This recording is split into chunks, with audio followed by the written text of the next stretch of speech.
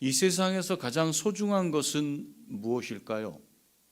여러분에게 가장 소중한 게 뭐죠? 힌트를, 여러 나라 언어요? 힌트를 드려볼까요? 예수님께서 마태복음 16장에서 이렇게 말씀하셨어요. 사람이 만일 온 천하를 얻고도 제 삐리리를 잃으면 무엇이 유익하리요? 사람이 무엇을 주고 제 삐리리와 바꾸겠느냐? 이렇게 말씀하셨어요. 여기 들어갈 단어가 뭐죠?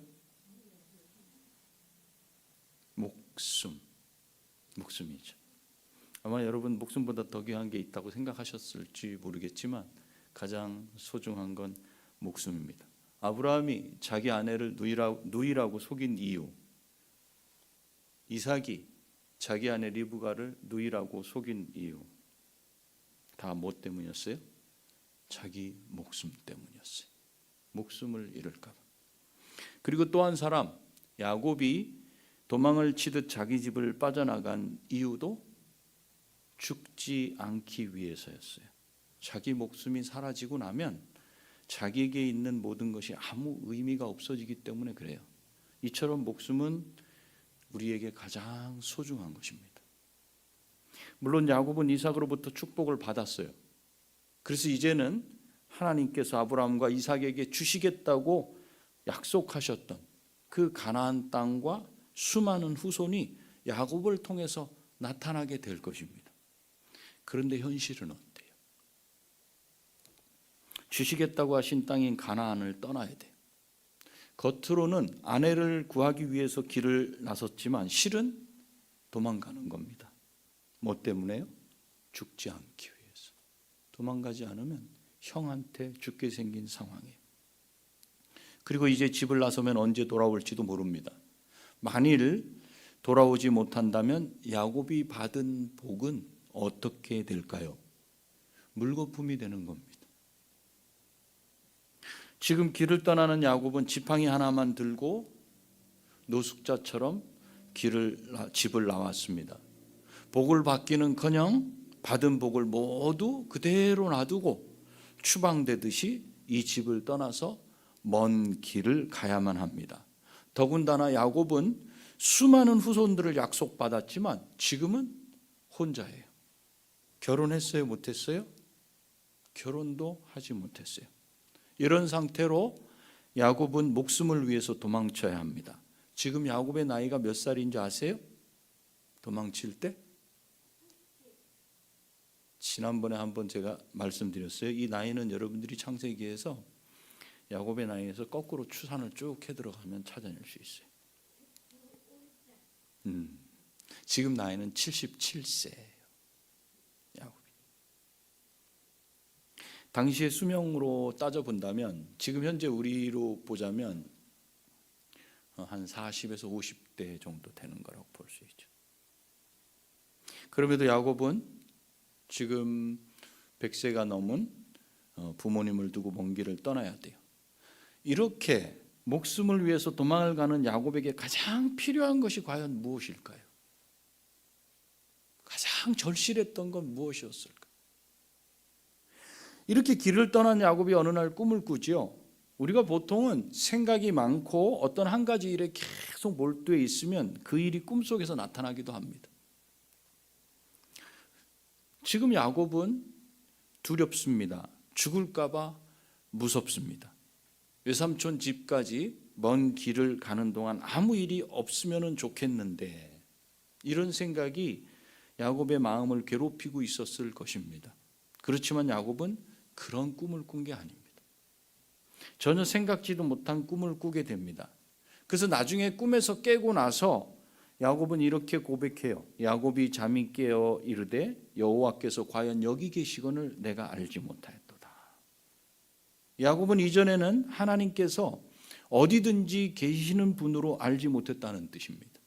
그냥 자기가 살고 있는 그 지역의 하나님, 그 지역의 신 정도로 이렇게 생각했어요. 그렇기 때문에 집을 떠난 야곱이 다른 곳에서도 하나님을 만날 것이라고는 상상을 하지 못했을 것입니다. 그러니 야곱이 꾼 꿈은 평소에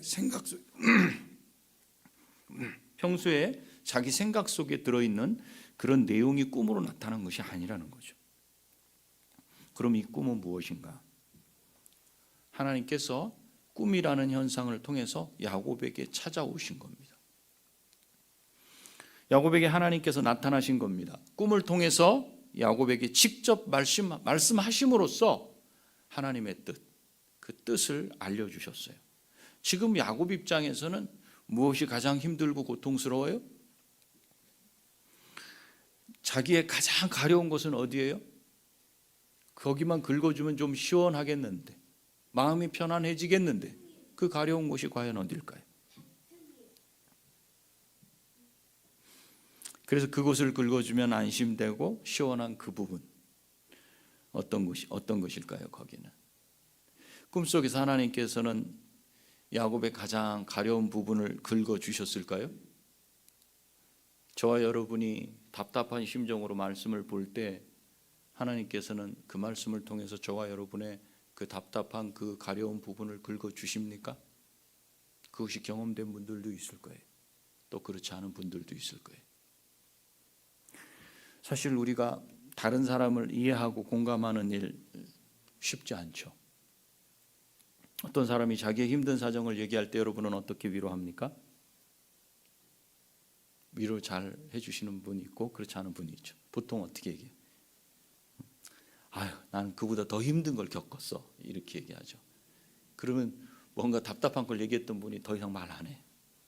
누가 뭐 자기 힘들다는 얘기 듣고 싶은 건가? 내 힘들다는 거 들어달라는 거지, 이거죠.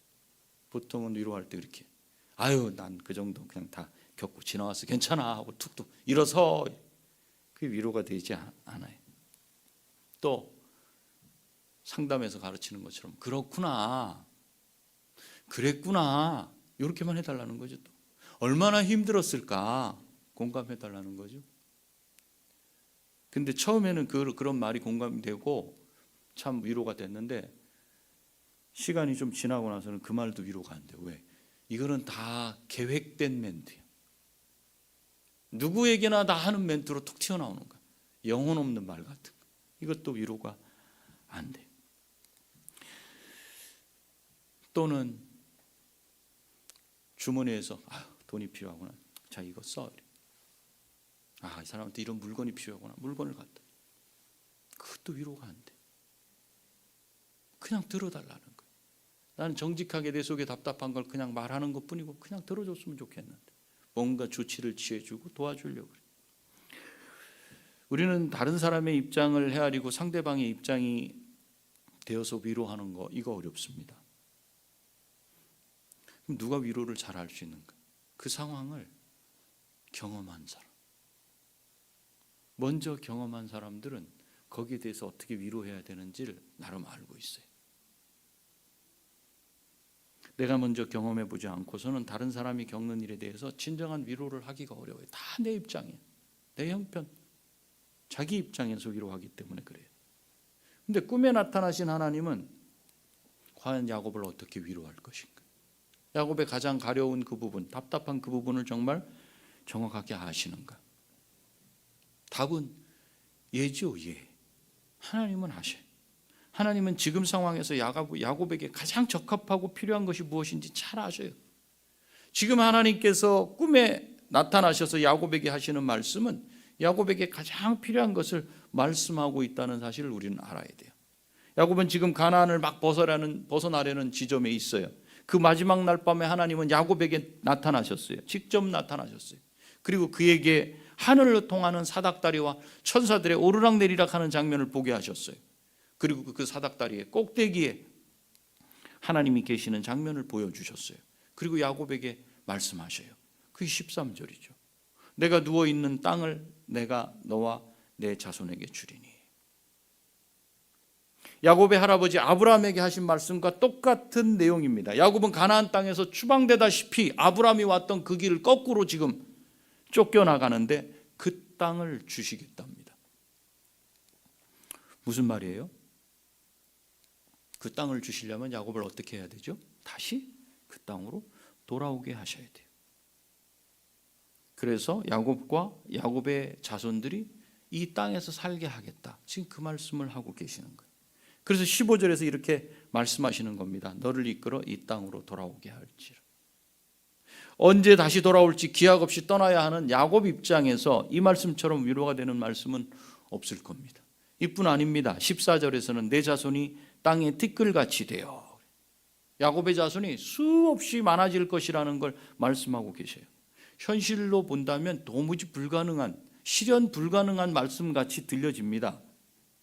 야곱의 나이가 77세, 거의 80세가 다 되었습니다. 몸의 나이는 그렇다 해도 지금 뭐 어디 자식을 혼자 낳습니까? 결혼을 하지 못했어요. 더군다나 목적지까지 600km가 넘는 800km 가까이 되는 그 목적지에 다다랐을 때 과연 그곳에 야곱을 위한 신부가 기다리고 있다는 보장도 없어요.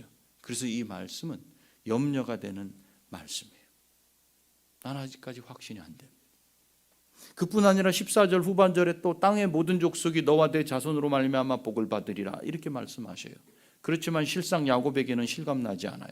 당장 언제 죽을지 어떤 일을 당할지 알지 못하기 때문에 그렇습니다. 지금 야곱은 목숨을 지키기 위해 도망치고 있기 때문에 그렇습니다. 그렇다면 야곱에게 가장 절실한 약속은 다른 데 있다는 거죠. 그 약속이 15절에 나옵니다. 내가 너와 함께 있어 내가 어디로 가든지 너를 지키며 너를 이끌어 이 땅으로 돌아오게 할지라. 내가 내게 허락한 것을 다 이루기까지 너를 떠나지 아니하리라 하신지라. 야곱은 지금 이 말씀이 필요해요. 한 달이나 걸리는 먼 길을 가고 있는 야곱에게 가장 필요한 건 내가 안전할 것인가요? 돌아오게 하시겠다? 후손이 많아지게 하시겠다? 그런데 내가 가야 되는 이 길은 과연 안전할 것인가? 살아남아야 자손을 낳든지 다시 돌아오든지 하는 것이기 때문에 그렇습니다. 그래서 야곱은 자신의 목숨을 안전하게 지켜주시겠다는 말씀이 가장 필요했던 겁니다. 그래서 다른 말은 귀에 들어오지 않아요. 13절, 14절 이건 귀에 들어오지 않아요. 그런데 왜 13절, 14절을 하나님께서 먼저 말씀하셔요? 이건 그가 누군지를 알려주시기 위함이에요. 예를 들어 직장에서 사원을 이렇게 채용을 할 때 어떤 사람인지 면접을 먼저 보잖아요. 그리고 거기서 채용이 돼야 그 사람에게 무슨 일을 할 것인지, 그 다음에 당신에게 뭐 4대 보험부터 시작해서 복지 혜택은 뭔지 이렇게 말씀하는 거잖아요. 그죠? 우린 이 뒷부분에 관심이 있죠. 앞부분보다. 근데 이 앞부분이 돼야 뒷부분이 되는 거예요. 하나님께서는 지금 그가 이삭을 이은 언약의 계승자라는 것을 13절, 14절에서 말씀하시는 거예요. 다시 돌아오게 할 것이다. 이 땅 주겠다. 너희 후손들의 후손이 많아지게 하겠다. 지금 당장 가려운 곳은 그곳이 아니지만 하나님은 그걸 먼저 그 순서를 충분히 밟아가시는 거예요. 저와 여러분도 마찬가지. 왜 예배드려요? 왜 우리에게 증인이라는 사명을 주신 거예요? 그것만 붙잡으면 못해요. 그거는.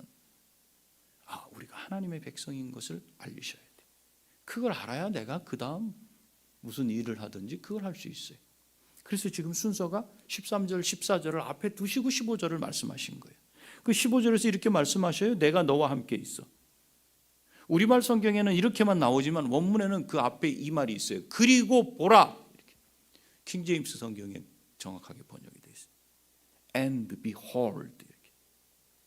그리고 보라. 내가 너와 함께 있겠다. 13절 14절에서는 너를 아브람과 이삭을 이은 언약의 계승자로 세워주겠다. 세우겠다. 이렇게 말씀하신 후에 그리고 보라. 먼 훗날의 이야기 같아서 네가 막막할 텐데 이제 잘 들어봐라. 이런 뜻으로 말씀하신 거예요. 그리고 봐봐. 지금 너 이 앞에서 13절 14절에서 말씀한 거 이거 하나도 안 들어오지 지금 너. 그런데 가만히 들어봐봐. 그래서 하나님께서 함께 하시겠다는 말씀이 무엇인지 자세하게 두 가지로 말씀하셔요. 첫 번째가 뭐예요? 15절에서 하신 말씀이 내가 어디로 가든지 너를 지키겠다. 하나님이 지켜주신다면 지금 겁나잖아요. 북쪽까지 가야 돼요. 홀로 가야 돼요. 뭐가 있을지 몰라요. 저와 여러분들도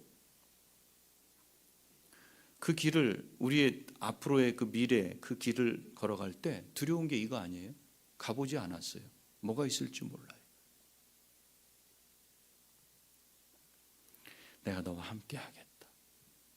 그래, 두려워하지 마라. 이 말씀을 믿는다면 야곱은 자기 목숨을 붙잡고 아둥바둥하던 거기에서 조금 염려를 놓을 수 있을 거예요. 두 번째는 너를 이끌어 이 땅으로 돌아오게 할지라. 목숨만 지켜주셔서는 안 되죠. 다시 가나안으로 돌아오지 못하면 하나님께서 약속하신 13절 14절은 아무 의미가 없어요. 그래서 다시 돌아오게 할 것이다. 그러니 하나님께서는 야곱의 후손에게 이 땅을 주시기 위해서 야곱을 가나안 땅으로 반드시 다시 돌아오게 하실 것입니다. 여기서 하나님께서는 한 번 더 확고하게 말씀하셔요. 이렇게 말씀하셔요. 내가 너에게 허락한 것을 다 이루기까지 너를 떠나지 아니하리라. 함께 하신다는 말씀으로도 야곱은 마음이 불안할 수 있어요. 그런데 함께 하신다는 것을 풀어서 다시 말씀하셔요. 함께 하신다는 게 무슨 뜻이냐? 너를 떠나지 않겠다. 그런데 이 말 앞에는 또 왜냐하면이라는 말이 붙어 있어요. 왜냐하면 너를 떠나지 않을 것이기 때문이다. 야곱의 마음속에 무슨 생각이 있는지 하나님은 다 아셔요. 야곱이 이렇게 생각할 수 있어요? 아니 하나님, 어떻게 제가 어디로 가든지 저를 지키시고 저를 이 땅으로 다시 돌아오게 하실 수 있어요? 이 질문이 마음속에, 우리 마음속에도 그런 게 있잖아요. 그걸 어떻게 하실 것이지? 그 질문에 대해서 하나님께서 답을 하시는 거예요. 왜냐하면 내가 너한테 허락한 것을 다 이루기까지 너를 떠나지 않을 것이기 때문에 그래. 이렇게 말씀하셔요. 하나님께서 말씀하신 것을 다 이루기까지 떠나지 않고 함께 하시겠다. 그러면 하나님께서는 말씀하신 대로 야곱과 함께 하시면서 야곱을 다시 가나안 땅으로 돌아오게 하셨어요? 뒷부분 다 읽었죠, 여러분? 돌아오게 하셨어요. 야곱은 20년 후에 엄청난 부자가 돼서 가나안 땅으로 돌아옵니다. 그런데 야곱은 20년 전 가나안을 떠날 때 그랬던 것처럼 야곱의 인생이 그래요. 외삼촌 라반의 집을 떠날 때 어떻게 떠났어요? 야반도주 하듯이 도망치듯이 몰래 외삼촌 집을 떠나옵니다. 그때 야곱의 외삼촌은 야곱을 쫓아옵니다. 7일 정도의 거리 차이가 있는데 그냥 동원할 수 있는 모든 사람들을 동원해서 야곱을 추격합니다. 그리고 이제 내일이면 야곱을 따라잡고 어떤 조치든 취할 수 있는 그런 상황이 딱 됐어요. 그런데 그렇게 할 수 없었습니다. 왜냐하면 야곱을 따라잡기 하루 전날 밤 그때 무슨 일이 일어났기 때문에 그래요. 그게 무슨 일이에요? 하나님께서 야곱의 외삼촌에게 나타나셨어요. 창세기 31장 24절이. 한번 읽어볼까요? 쉬운 성경으로 올려놨어요.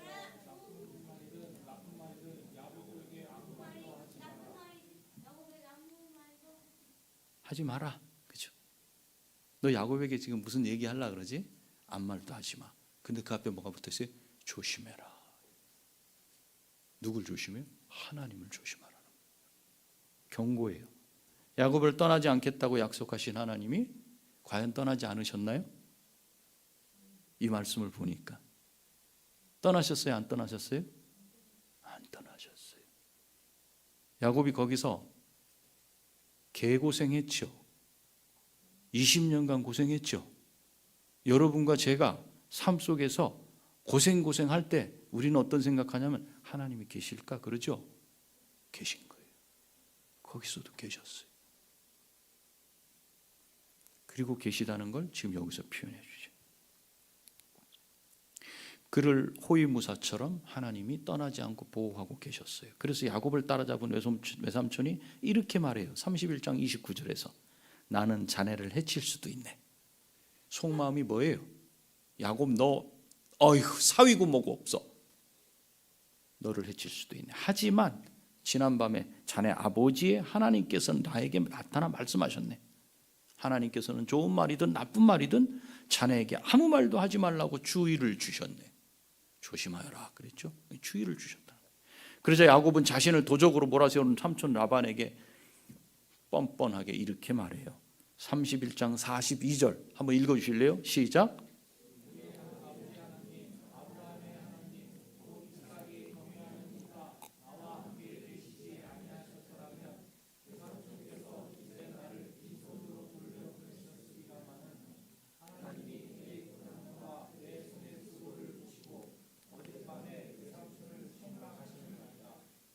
야곱이 여기서 또 깨닫는 거예요.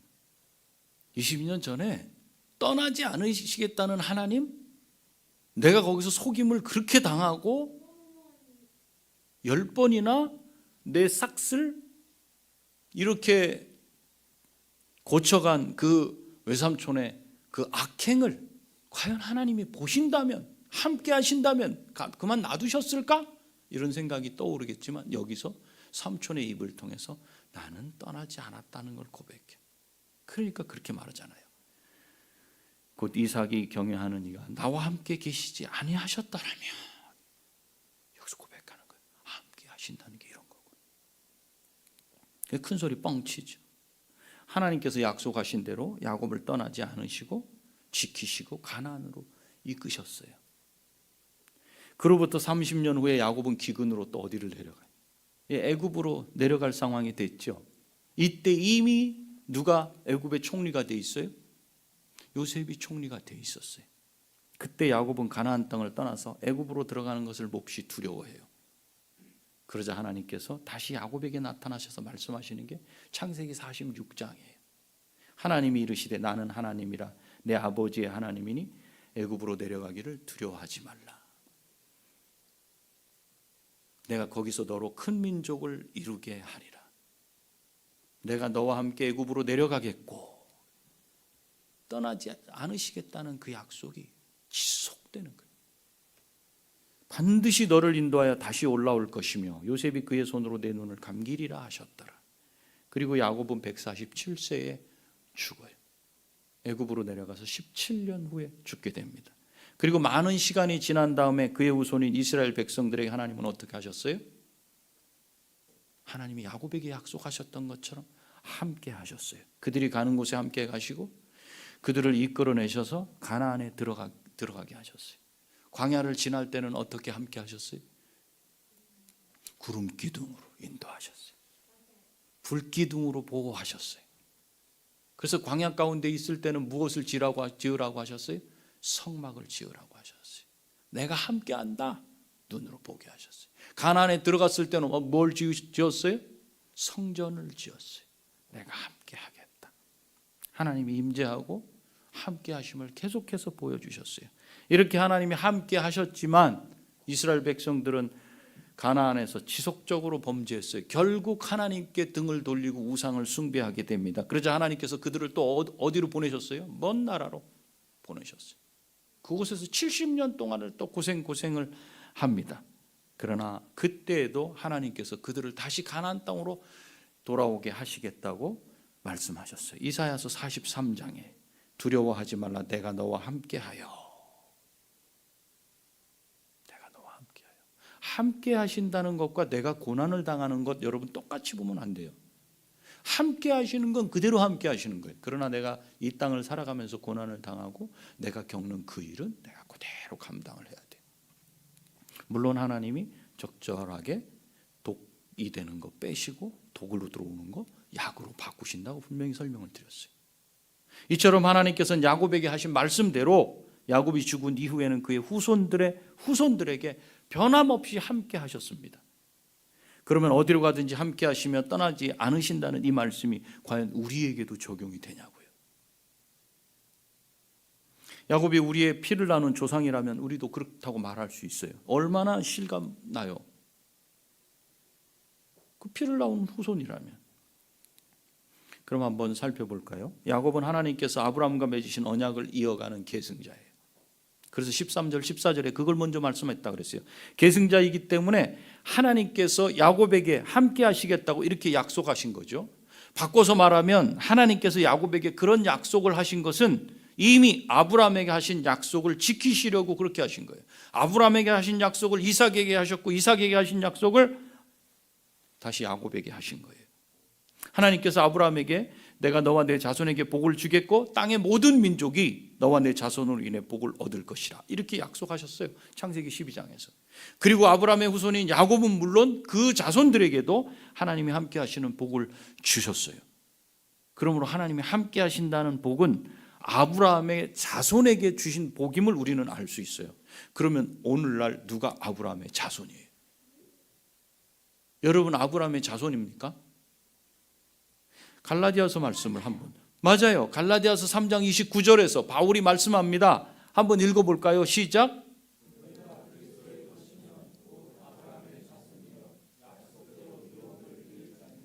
야곱의 자손은 모두 아브라함의 자손입니다. 그러면 아브라함의 자손이면서 동시에 야곱의 자손은 누굽니까?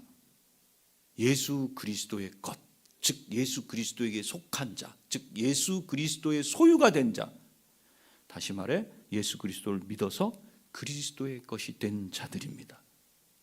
즉 예수님을 믿는 사람이라면 그는 하나님께서 함께 하시고 떠나지 않으시는 사람인 줄 믿으시기 바랍니다.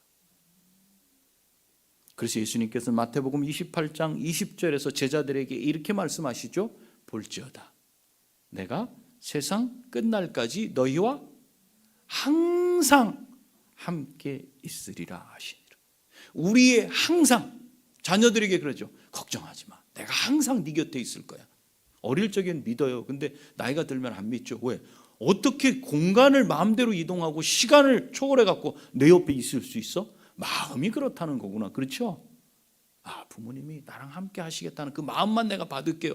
하나님이 항상 함께 하시겠다는 건 내가, 내 마음은 그렇다, 그게 아니에요. 야곱을 보셨잖아요. 항상 같이 하시는 거예요. 지금 이 말씀은 제자들에게만 해당되는 말씀이 아니에요. 왜냐하면 이 제자들은 죽었어요, 안 죽었어요? 죽었어요. 세상 끝날까지라고 하신 말씀은 세상이 끝날 때가 되어야 땅의 모든 민족이 복을 얻는 일이 다 이루어져요. 그러니 함께 있으리라 하는 말씀은 증인들이 전하는 복음을 듣고 예수님을 믿게 될 모든 사람들에게 해당되는 말씀입니다. 그래서 여기 있는 여러분들에게도 이 말씀은 당연히 해당돼요. 왜? 아브라함의 후손이기 때문에, 야곱의 후손이기 때문에 하나님이 항상 함께 하시는 이 말씀대로, 이 약속대로 하나님은 우리가 예수님을 믿는 순간부터 영원히 우리와 함께 하시는 줄 믿으시기 바랍니다. 여러분이 마음고생을 하고 속을 썩는 그 순간에도 여러분 만져지지 않지만, 느껴지지 않지만 하나님이 분명히 함께 하셔요.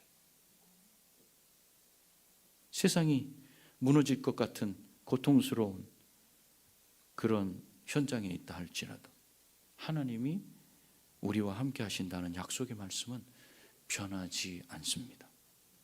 하나님은 항상 내 곁에 그림자처럼 붙어 계시는 분입니다.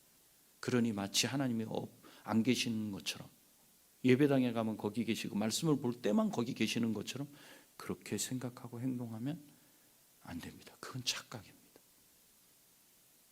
하나님은 여러분과 저와 함께 동행하시는 분입니다. 하나님은 우리와 동행하시며 야곱을 딱 정확한 순간에 만나 주셨던 것처럼 가장 정확한 그 순간에, 적합한 그 순간에 우리에게 말씀으로 위로하시며 만나 주시고 힘 주시는 분입니다. 그때 우리는 다윗과 같은 고백을 하게 될 겁니다. 시편 23편 1절 고백해 볼까요? 여호와는 나의 목자시니 내게 부족함이 없으리로다. 다윗이 형편이 좋아져서 부족함이 없다 그래요? 아니에요. 여러분, 우리가 필요한 거 채워지면 채워질수록 아, 이제 부족함 없습니다, 그런 사람 있어요? 아니에요. 항상 더해요. 이건 차지 않아요. 근데 하나님이 함께 하시기 때문에 내가 부족함이 없습니다. 이 고백이 여러분의 고백이 되기 바랍니다. 이 고백이 저와 여러분의 고백이 될 때 우리 얼굴빛이 달라지고 눈빛이 달라지는 거예요. 생각이 달라지는 거예요. 마음이 달라지는 거예요.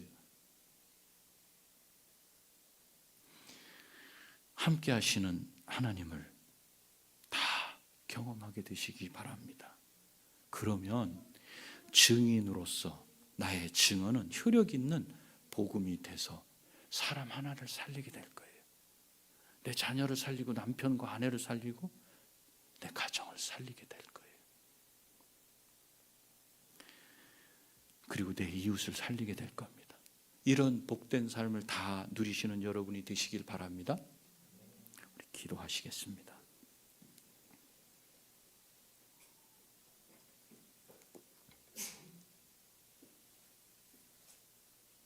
우리 눈을 좀 감기 원해요. 우리는 눈에 보이고 느껴지고 오감으로 느껴지고 그것에 우리는 익숙해요. 그래서 하나님이 함께 하신다는 이 말씀 안 들어와요. 야곱이 20년 동안 하나님이 함께 하신다는 말씀 잊고 살았을지 몰라요. 그런데 20년 후에 도망치듯 그 집을 쫓아 버리고 나왔을 때 외삼촌의 입을 통해서 확인했어요. 그리고 눈물을 쭉 흘렸을지 몰라요. 하나님이 함께 하시는구나. 마찬가지로 저와 여러분에게도 아브라함의 후손이 되고 야곱의 후손이 된 저와 여러분에게도 하나님이 항상 끝날까지 함께 하신다는 그 약속의 말씀은 유효합니다. 마치 하나님이 없는 것 같이 살아가던 그 현실, 고통스럽고 힘들면 하나님 앞에 눈물로 호소하기보다는 내가 원하던 방식으로 그 외로움과 고통과 슬픔을 해결하던 그 길에서 이젠 돌아서기 바랍니다. 하나님이 함께 하십니다. 그래서 다윗처럼 하나님이 나의 목자십니다. 양떼를 떠나는 목자는 없습니다. 하나님이 나의 목자시니 내게 부족함이 없습니다. 앞으로도 없을 것입니다. 이렇게 고백하는 저와 여러분이 다 되시기 바랍니다. 우리 하나님 앞에 함께 하시며 인도하시는 내가 그 하나님을 믿고 의지하며 살겠습니다 하는 결단의 고백을 이 시간 올리시기 바랍니다. 기도하겠습니다. 존귀하신 아버지, 자비로우신 하나님,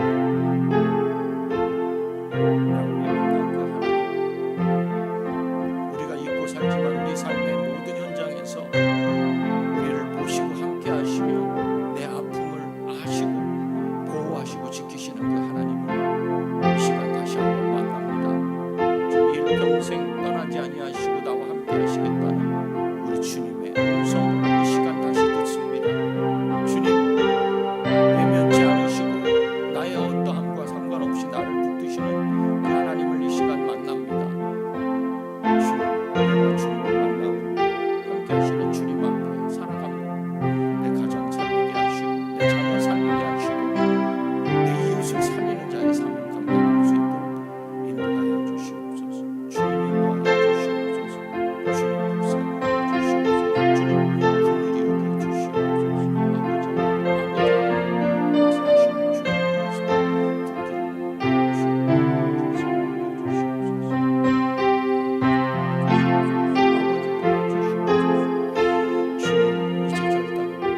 주님이 나와 함께 하시고 주님을 떠나지 않고 주님의 음성을 따라서 살기로 결단하게 도와주시옵소서. 하나님 아버지, 야곱이 20년 동안 하나님의 약속의 말씀을 잊고 있었을지 모릅니다. 그러나 가장 적합할 때에, 정확한 때에 다른 사람의 입을 통해서 하나님이 나와 함께 하셨다는 고백을 하게 하셨습니다. 저와 우리 성도들 그 약속의 말씀 그대로 믿습니다. 우리가 가장 고통의 순간, 아픈 현실을, 그 어두운 터널을 지날 때 그곳에, 그 순간, 그 시간에, 그때 우리와 함께 하시는 하나님을 잊지 않도록 도와주시옵소서. 이 믿음을 가지고 우리가 살고 가정을 살리고 자녀를 살리고 이웃의 영혼을 살릴 수 있도록 우리에게 은혜 베풀어 주시옵소서. 예수님의 거룩하신 이름으로 기도하옵나이다.